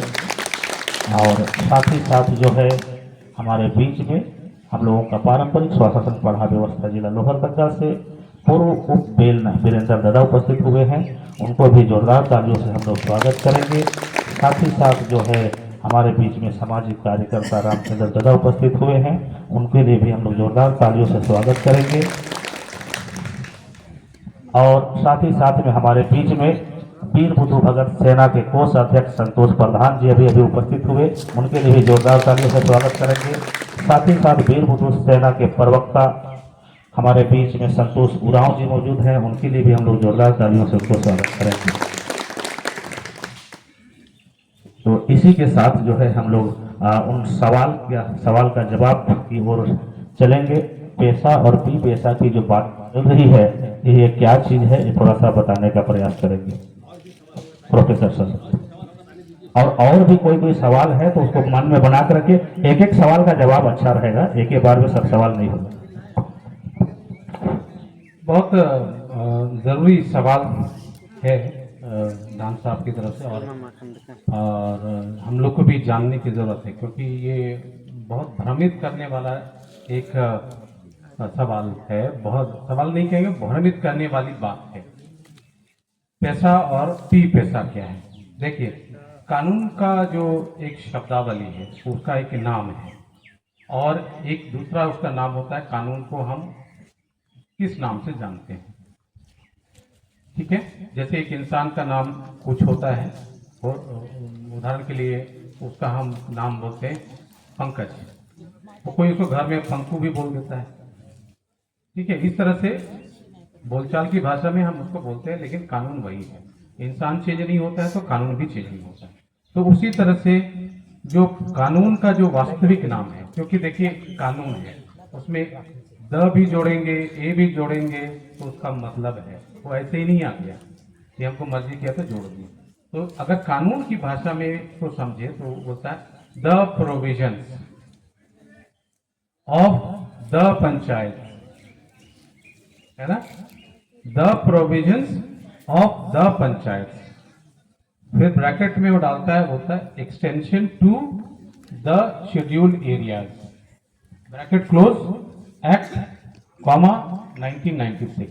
ये इसका एक्चुअल का नाम, आप देखिए उसमें से उसका संक्षिप्त नाम उठा लिया,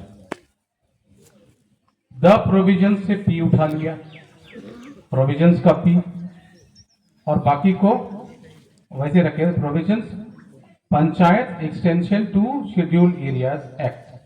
तो panchayat extension to scheduled area कैसा हो गया, ठीक है, panchayat extension to scheduled areas act को छोड़ दीजिए। तो इस तरह से उसको लोग उसको बोलते हैं, पी के साथ जोड़ते हैं, प्रोविजंस वाला पी जोड़ते हैं, तो क्या हो गया, पी पैसा। और प्रोविजंस को नहीं जोड़े तो पैसा। तो ये कानून में अगर हम नहीं बोले पैसा, पी पैसा नहीं बोले, तो कानून तो बदला नहीं, प्रोविजंस तो वही है।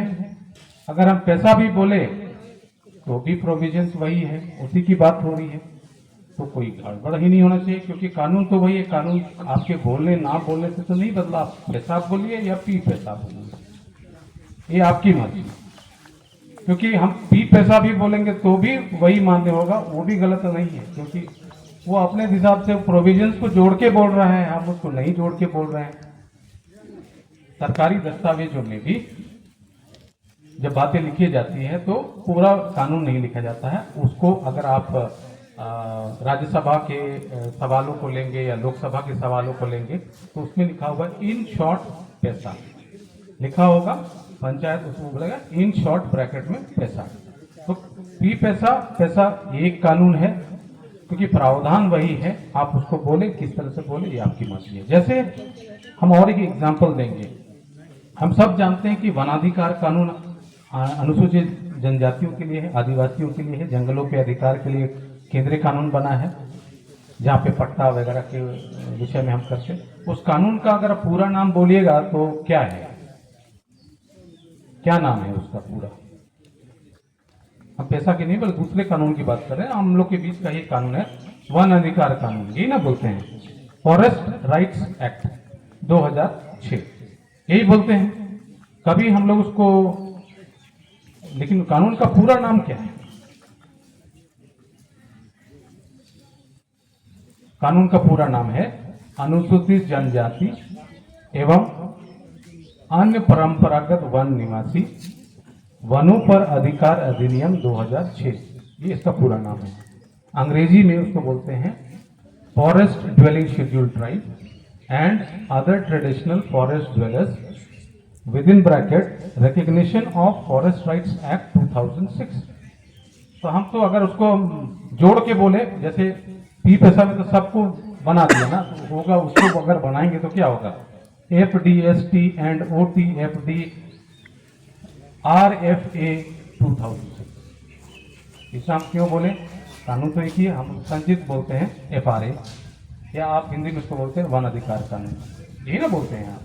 तो कानून चेंज हो गया क्या? नहीं हुआ, प्रावधान वही है। क्यों कंफ्यूजन है?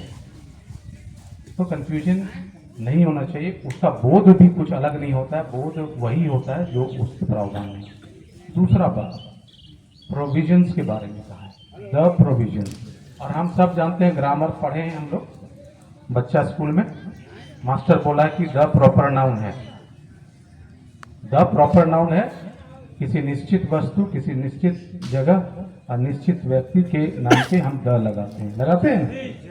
तो भाई कानून की भाषा में जब हम जाएंगे ना डिक्शनरी मीनिंग, तो द प्रोविजंस मतलब कौन सा प्रोविजन, सवाल आता है, ये भी निश्चित होना चाहिए कि नहीं होना है, कि अनिश्चित होगा, कुछ भी होगा नहीं।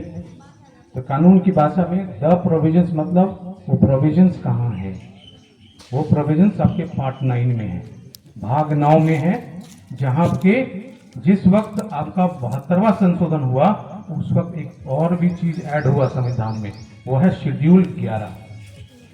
2 शेड्यूल ऐड हुआ है उसी टाइम पे, शेड्यूल 11 और शेड्यूल 12। फिलहाल शेड्यूल 11 की बात करें तो वो क्या कह रहा है 243 में वो कह रहा है कि वो चीज जो पंचायत है इन विषयों पे 29 विषयों पे कानून बना सकती है, अपने हिसाब से संचालन कर सकती है। और उसको लगता है कि और चाहिए सरकार के और चीजों पे निर्देश करके अगर निर्धारित करे सरकार तो उन सब चीजों पे भी पंचायत कानून बना दे। तो प्रोविजंस जो हैं वो भी आपके संविधान में लिखे हुए हैं, लेकिन उन प्रोविजंस का विस्तार नहीं हुआ था जो अब कानून बना के अब विस्तार करना है, लेकिन उसका हम अपवाद और रूपांतर करेंगे। अपवाद क्या हो गया, सारे गैर अनुसूचित क्षेत्र में वहां के लोग हिसाब से अपना अध्यक्ष चुनेंगे, ग्राम सभा के मुखिया वहां पे गाइड करेगा, लेकिन अनुसूचित क्षेत्र में मुखिया नहीं करेगा, ये अपवाद हो गया।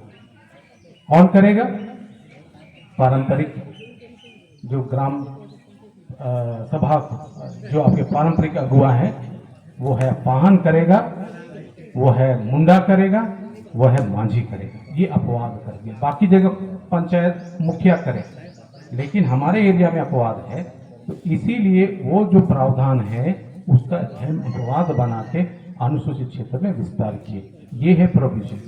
दूसरा बात, ग्राम सभा, जैसे कि संजीव जी कह रहे थे, ग्राम सभा बोलने से तो बोध होता है कि बीडीओ सीओ ये वो, ये ग्राम सभा जो शब्द है वो संविधान का शब्द है। अगर संविधान में कहीं ग्राम सभा का जिक्र हुआ तो सिर्फ एक जगह जिक्र हुआ है और वहीं से उसकी भाषा समझना थी, 245 आप पढ़िए, सिंपल है। जो वोटर लिस्ट में बालिग का नाम है, जो उस सदस्य हैं वो ग्राम सभा के सदस्य मान, ये उसी का जो विस्तार है। हम नाबालिग से तो कोई फैसला नहीं करा सकते हैं, पारंपरिक ग्राम सभा में भी हम नाबालिग को नहीं बैठाते हैं, क्योंकि उसकी उम्र ही नहीं है कि वो सही गलत का ज्ञान रख सके। इसीलिए परंपरा के हिसाब से जो ग्राम सभा बैठाए उसकी आपकी पहल, लेकिन उसके साथ और भी लोग बैठते हैं, क्योंकि कानून का सवाल है। कानून ये कहता है कि एक नाबालिग को कोई एग्रीमेंट करने का कोई अधिकार नहीं है, इसीलिए कानूनी भाषा में ग्राम सभा इस्तेमाल कर रहे हैं। आप उसको पद्दा सभा कह सकते हैं, आप उसको पद्दा कह सकते हैं, वो आपकी अपनी है। और इसकी भी बात का इसमें समावेश है, कोई दिक्कत नहीं। तो इसलिए इसमें कोई कंफ्यूजन नहीं सर, पैसा और फी पैसा एक ही कानून है। जो ये कहता है कि ये अलग कानून है तो वो बताए कि अलग इसमें क्या है, क्योंकि प्रोविजंस भी वही। इसमें एक और सवाल था कि एक पढ़ा का बैठक में हम लोग ऐसे ही मीटिंग कर रहे थे, दूसरी जगह पढ़ा का बैठक हो रहा था, तो वो लोग बोल रहा है कि पी पैसा अगर लागू होगा तो सीधे ग्राम सभा को सारा पैसा, इस तरह से वहां बातचीत डिटेल हमको करने का नहीं। तो ये जो इस कानून के डायरेक्ट ग्राम सभा को पैसा आने का ऐसा प्रावधान है? अभी तो इस तरह से नहीं है, डायरेक्ट ग्राम सभा को पैसा आने का प्रावधान इस तरह से तो नहीं है। ये है पंचायत के माध्यम से, क्योंकि दो चीज है जो संविधान में है, एक है आपके विकास का चेहरा और दूसरा है जो आपके पारंपरिक व्यवस्था का संरक्षण और संवर्धन। अभी वर्तमान में तो ऐसा फंड का कोई मैकेनिज्म पारंपरिक व्यवस्था के लोगों को नहीं दिया है। हाँ, कुछ मेहनताना कुछ समान राशि का प्रावधान है, लेकिन विकास के काम को पंचायत के माध्यम से ही प्रावधान है अभी। और विकास में पंचायत रही है और पंचायत के अंदर में ही एक विशेष ग्राम सभा है जो कि हमारी ग्राम सभा है। तो फी पैसा आने से भी फंड आपको डायरेक्ट नहीं आएगा, तो क्योंकि उसमें भी प्रोविजंस नहीं है और अभी भी प्रोविजंस नहीं है। लेकिन हाँ, आगे आने वाले समय में इसकी संभावना हो सकती है जब सरकार को लगे कि कुछ जो पार्ट है पंचायत का फंड का जो पार्ट, वो आपको कुछ पैसा आपको जरूर विकास के लिए अपने हिसाब से दे सकती है। जैसे कि ये सरकार के ऊपर निर्भर है। जैसे एक टाइम आया था कि 5 लाख तक का कुछ वो डायरेक्टली वो ग्राम सभा के माध्यम से हो रहा था, तो ऐसा कोई रुकावट नहीं है। वो सरकार की इच्छा शक्ति, वो उसको लगता है कि हम कर सकते हैं तो आपको भी दे सकते हैं, लेकिन ये डिमांड है, लेकिन कानून में नहीं है। कानून में कह रहा है कि पंचायत के माध्यम से वो होगी, और पंचायत में जो होगा, अभी तो मुखिया है विकास का चेहरा, तो सारा फंड जो उसके हिसाब से आता है। और हाँ, लेकिन जो फंड का इस्तेमाल हो रहा है, उस फंड का सही इस्तेमाल हुआ नहीं हुआ, उसकी उपयोगिता आपको देने का अधिकार दिया है, तो वहां चेक है। लेकिन अभी फाइनेंस का कुछ इस तरह से नहीं है, तो ये संभावना है, हो सकता है, लेकिन अभी नहीं है, क्योंकि उसमें चेंज करने की बात नहीं है इस तरह से।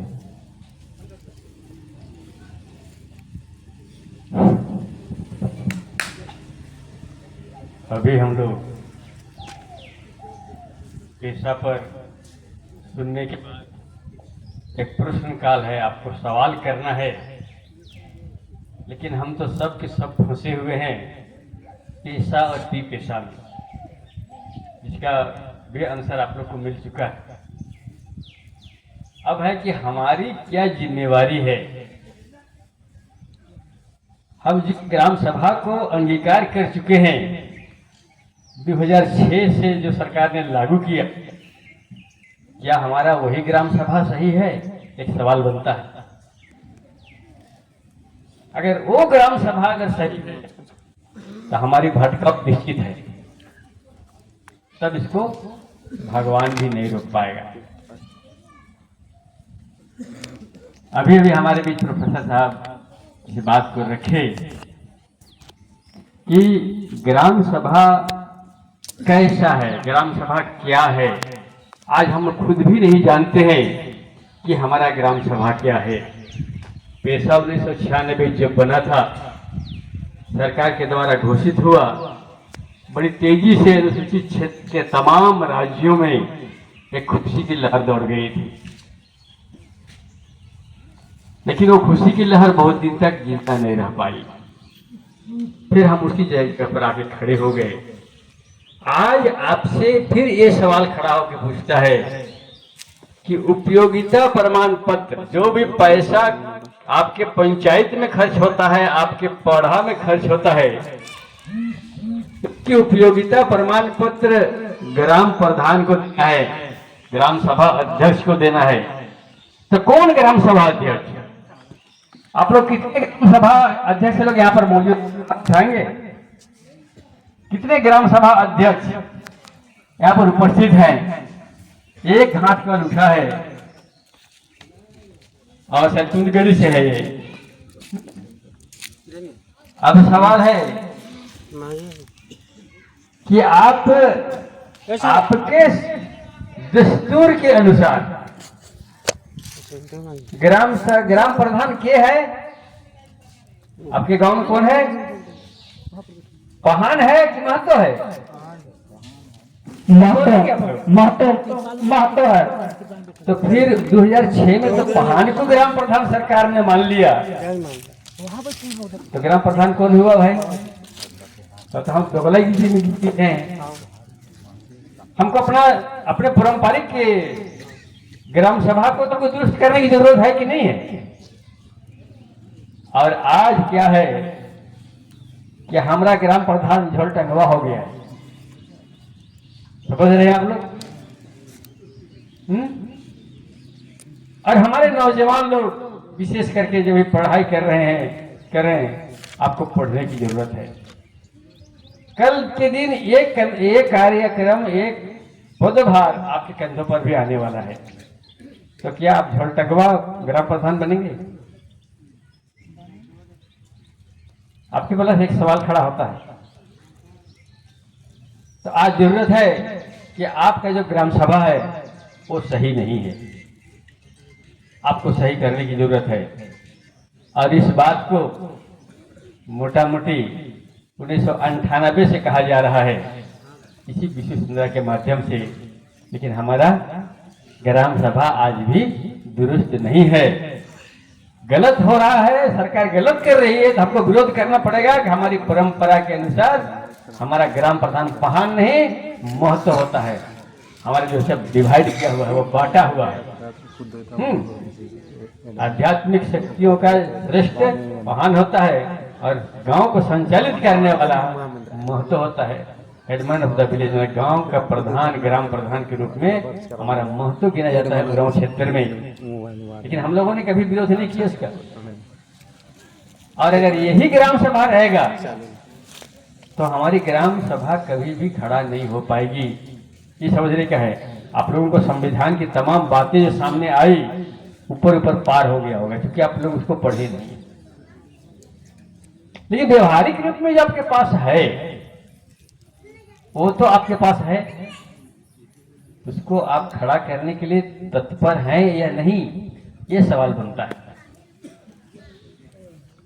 और नहीं तो आम इमली जो भी लाएगा, उपयोगिता प्रमाण पत्र, ग्राम सभा आंख मूंद करके एक बोतल दारू में उपयोगिता प्रमाण पत्र पास हो जाएगा और घोटाला जारी हो जाएगा। होगा कि नहीं? हो रहा। तो यहां से हम लोग ये लेकर के जाएं कि पारंपरिक ग्राम सभा का गठन हम लोग प्रत्येक गांव में करें। आज मोटा मोटी 12 पढ़ा सिन्हा के अंतर्गत पूरे 12 गांव का पारंपरिक ग्राम सभा का गठन हो चुका है पारंपरिक रूप से, और 18 पढ़ा हिंदे हाथ में जारी है, और 15 पढ़ा गढ़ कसमार में भी हो चुका। और उस 15 पढ़ा गढ़ कसमार के अंतर्गत हम लोगों ने एक पत्थलगड़ी भी किया। पत्थलगड़ी के नाम पर आदमी को डर लगता है ना, पत्थलगड़ी के नाम पर आदमी को डर लगता है, क्योंकि खूंटी इलाके में जो पत्थलगड़ी हुआ ये संविधान का गलत व्याख्या के कारण, ना कि हमारी दस्तूर के कारण। और आज वो हमारे लिए एक डर बन गया है। आज लोहरदगा जिला पत्थलगड़ी को फिर से यहाँ लाया, और उस पत्थलगड़ी को ये बताने के लिए लाया कि आपकी परंपरा में आपकी ग्राम सभा क्या है और आपका पढ़ा क्या है। आज तमाम लोगों से पूछ दीजिए कि भाई आप 12 पढ़ा सेन्हा से आते हैं, तो सब कोई नहीं बता पाएगा कि 12 पढ़ा सेन्हा में कौन कौन गांव है। बता पाएंगे?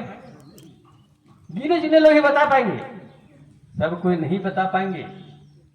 इसीलिए हम लोगों ने ये पत्थलगड़ी उस 12 पढ़ा सेन्हा के 12 गांव को अंकित करेंगे, और उसमें किस गांव को क्या पद है वहां से हम लोग आगे बढ़ेंगे, तो निश्चय ही हम पारंपरिक रूप से अपने ग्राम सभा को दुरुस्त कर पाएंगे। आज तो हम अपना दस्तूर ही भुला गए, हम लोग अपना रीति रिवाज भुला गए, हम अपनी विरासत को खो चुके हैं। हाँ, बस हम खत्म कर रहे हैं, लेकिन संकेत करना जरूरी है। अगर ये भी नहीं करेंगे तो हम लोग तो बोले ही नहीं, यही बात आएगी। तो आज हमारी परंपरा और दस्तूर की बात, इस समय जो पेशा और पी पेशा की बात आई, छोटे छोटे एनजीओ संस्था वगैरह गांव गांव में जाकर के 25-50 लोगों को जमा करके शपथ ग्रहण करवा रहे हैं, और उसमें लिखा हुआ है हमारी परंपरा और विरासत। एक ग्राम से ऐसे परंपरा और विरासत पर शपथ कराने वाले को जब मैं सवाल किया कि भाई हमको बता दीजिए परंपरा और विरासत क्या चीज है, तो सर हमको तो नहीं पता है। जब आप ही को पता नहीं है, इधर बैठे हुए लोगों को क्या पता होगा जिसका जबरदस्ती शपथ ग्रहण करवा रहे हैं। आपको पहले बताना चाहिए कि परंपरा और विरासत क्या है, उसके बाद शपथ कराइए। तो इस तरह से धोखेबाजों की जनसंख्या बढ़ी हुई है, और हमें बुड़बक समझ करके हमारे गांव में जाकर के शपथ ग्रहण करा रहे हैं। ये पी पेशा और पेशा के दायरे में आज हम आपस में लड़ रहे हैं पेशा और पी पेशा के नाम पर। आखिर ये लड़ाई क्यों? ये लड़ाई क्यों? ये तो संविधान का मामला है, तो फिर लड़ाई क्यों? ये सवाल है।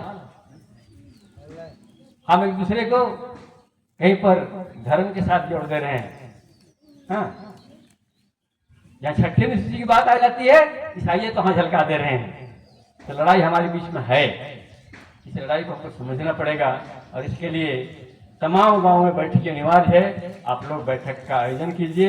यहाँ से लौटने के बाद, इस विशेष यात्रा से लौटने के बाद प्रत्येक गांव में और प्रत्येक पढ़ा में अपना एक बैठक हो और जानकारों को आमंत्रित किया जाए और हम अपने ग्राम सभा को दुरुस्त करें। इन्हीं शब्दों के साथ हम अपना वक्तव्य को विराम देते हैं। धन्यवाद।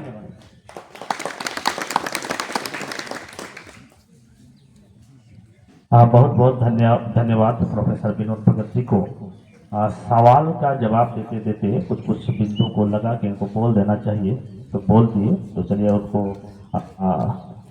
पारंपरिक ग्राम सभा को परिभाषित करके कुछ कार्य को भी इंडिकेट किए, उनको धन्यवाद देते हुए आगे की ओर शायद प्रभु दादा जो है कुछ सवाल करना चाह रहे लगता है, इसलिए उनको माइक दिया जाता है। धन्यवाद।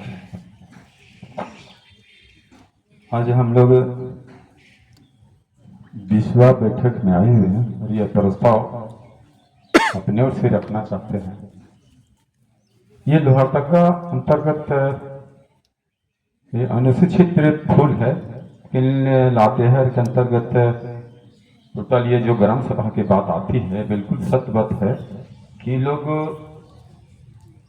या वीडियो का झोलटांगा बोलिए या उसका बन गया जो लिस्ट पूरे जिला को हम निकाल कर देखे तो जो हम अभी पारंपरिक ग्राम सभा की बात करते हैं या पारंपरिक पढ़ा व्यवस्था की जब बात करते हैं तो वहां तो एकदम लगभग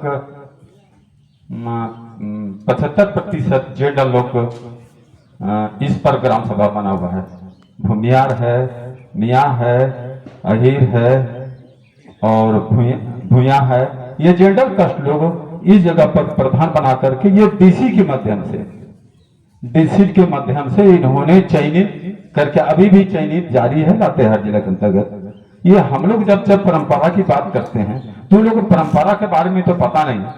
हम आप लोग से इस बैठक में प्रस्ताव रखना चाहते हैं कि मेरे बंधुओं, आज लातेहार जिला की स्थिति विशेषकर परंपरा व्यवस्था में हम लोग बशर्ते के अपना एक नियम बना करके चला रहे हैं प्राप्त व्यवस्था को। अगला बात है, जब ग्राम सभा की बात आ जाती है तो ग्राम सभा तो ये जेंडला लोग चलाते हैं, वहां आदिवासी लोग नहीं चलाते हैं, वहां पढ़ा चलाते हैं, बैठक करते हैं, पारंपरिक संस्कृति रीति रिवाज इसके संबंध करते हैं। लेकिन जब कभी भी व्यवस्था की बात आती है तो ये जेंडर कष्ट के हाथ में है। तो हम ये कहना चाहते हैं आप लोग, हम ऐसे तो प्रस्ताव लिस्ट लेके नहीं आ लेते रहते, टोटल एकदम ये डीसी का सिग्नेचर है उसमें, और ये प्रधान को चयनित बता रहे हैं कि ये पाहन को बना दिया है प्रधान, वहाँ है नहीं है, फिर वहाँ जेंडर कष्ट हो, कभी सिंह है, राजपूत है, मियाँ लोग है। ये लोग क्या हमारी परंपरा के बारे में जानते हैं जो हम पारंपरिक व्यवस्था चला सकते हैं? हम लोग बच गए हैं, इतना पूरी हालतें बचे हुए हैं कि हम लोग वहाँ एकदम जैसे कोई टट्टू बन के रहता है। ये लोग सब दलाल बन करके ये टोटल विकास फंड में ये लोग मीटिंग में कहता है ग्राम प्रधान कौन है, चलिए सिग्नेचर कीजिए रजिस्टर में। उन लोग को एक पावर मिल गया है मुहर, और उस मुहर को मार करके ये सब फर्जी ग्राम सभा करके अपना स्कीम चला रहे हैं। तो ये बिल्कुल हमारे परंपरा व्यवस्था का अंतर्गत विरुद्ध है। हम ये प्रस्ताव रखना चाहते हैं लातेहार जिला का अंतर्गत। ये आप अच्छी बात बोले कि आंदोलन करनी चाहिए, और हम लोग लिस्ट को निकाल लिए हैं कि हम लोगों को आंदोलन आप लोगों के माध्यम से ये प्रस्ताव भी आने चाहिए कि लातेहार जिला के अंतर्गत किस आधार पर ये वहाँ का ग्राम प्रधान, वहाँ का जेठरियत होता है, वहाँ का महतो होता है प्रधान, आप किस आधार पर पाहन को बना दिए, जेंडर लोगों को बनाया। ये मैं यही कहकर अपनी बात को अंत करता हूँ। सबको जोहार।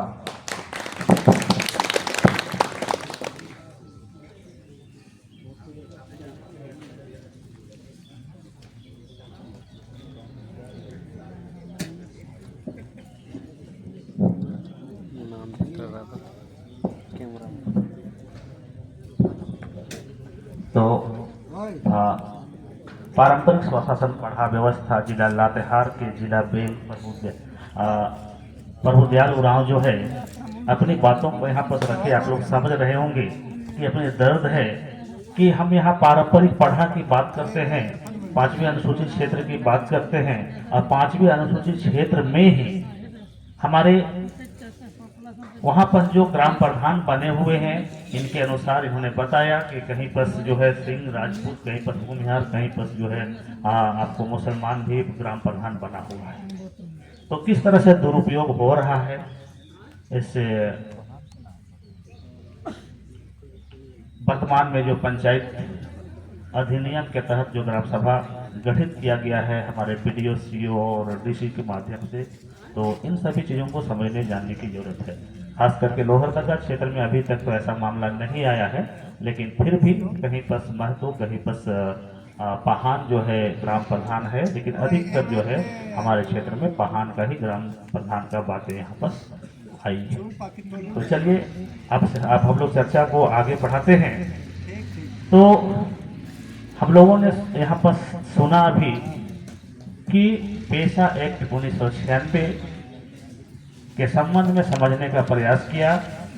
आप सभी पढ़ा से आए हुए, प्रत्येक गांव से आए हुए आप तमाम लोगों को मैं फिर से याद दिलाना चाहूँगा कि पेशा एक्ट का जो नियम कानून है स्वतः लागू है।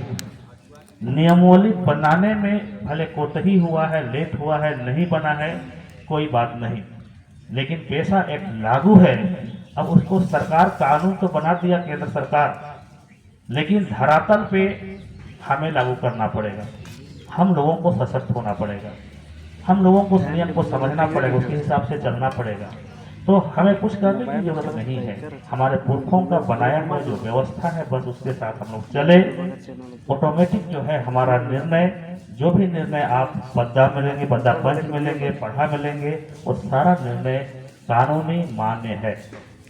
इसलिए आगे का विषय के लिए हम लोग जाना चाहेंगे। उससे पहले मैं आप लोगों को परिचित कराना चाहता हूँ। बाद में अभी अभी हमारे बीच में मंचस्वी हुए हैं सात पढ़ा बेल देवा उरांव जी, उनको भी मंच की ओर से बहुत बहुत धन्यवाद और एक बार जोरदार तालियों से स्वागत करेंगे। साथ में मेघनाथ भगत जी, उनको भी हम लोग जो है जोरदार तालियों से स्वागत करेंगे और मंच की ओर से धन्यवाद देंगे। तो इस तरह से और भी किसी को पेशा से संबंधित कोई सवाल बच गया है तो आप लोगों को एक अंतिम मौका मैं देता हूं कि आप लोग जो है सवाल रख सकते हैं। उसके बाद मौसम बड़ा सुहाना बना हुआ है और विषय भी यहाँ पर बहुत सुंदर सुंदर है और हम लोग कार्यक्रम की शुरुआत भी काफ़ी देर से किए, इसलिए देर तक चल रहे हैं। तो मैं चाहता हूँ यहाँ पर एक और इम्पोर्टेंट विषय है हमारे पास, इसको समझने की जरूरत है। ये विषय है पैतृक संपत्ति में आदिवासी बेटी का अधिकार पर चर्चा। हम लोग परंपरा के हिसाब से बेटी को क्या देते हैं, क्या नहीं देते हैं, ये हम लोग जानते हैं, लेकिन कानूनी नजरिया क्या है इसका, इसको बताने के लिए एक्सपर्ट ही बता सकते हैं। तो कानूनी नजरिया क्या है इसको हम लोग अभी जो यहाँ पर कानून के जानकार प्रोफेसर रामचंद्र उरांव है उन्हीं से जानेंगे हम लोग। और कानूनी नजरिया, संवैधानिक नजरिया को भी हम लोग देखने का प्रयास करेंगे और अंततः हम लोग सामाजिक नजरिया, हमारा पारंपरिक नजरिया को भी हम लोग चर्चा में लाएंगे। लेकिन सबसे पहले हम लोग समझ लेते हैं कि कानून इस विषय पे क्या कहता है, संविधान इस विषय में क्या कहता है और कोर्ट इस विषय में क्या कह रही है। तो बीच में खाने का टाइम का था दोपहर भोजन का 1 से 1:30 बजे से 2 बजे तक, लेकिन मैं आप लोगों को बताना चाहूँगा कि इस मौसम का जो मिजाज दिख रहा है तो इससे लगता है कि आप लोग देर से खा पी करके आए हैं, तो अभी तक भूख तो नहीं लग रहा होगा। इस विषय को हम लोग को सुन लेना चाहिए, ऐसा मेरा विचार है। आप लोग क्या कहना चाहेंगे? ठीक है, सुन लेते हैं, चलना चाहिए।